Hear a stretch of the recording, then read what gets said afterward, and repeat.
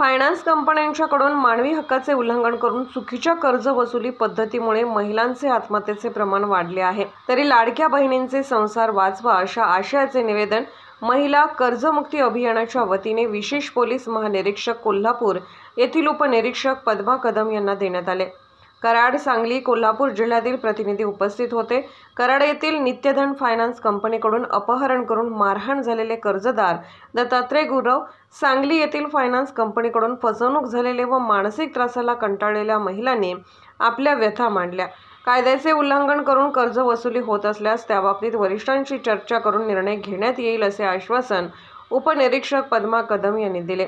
शिष्टमंडळाचे नेतृत्व अभियानाच्या प्रदेश अध्यक्षा विजयलक्ष्मी विनोद कदम, ॲडव्होकेट त्रिशला पाटील, मुस्कान मुल्ला, सुनील फडतरे, सुशीला स्वामी, दत्तात्रय गुरव, आयुब सुतार, अनिल आदाटे यांनी केले।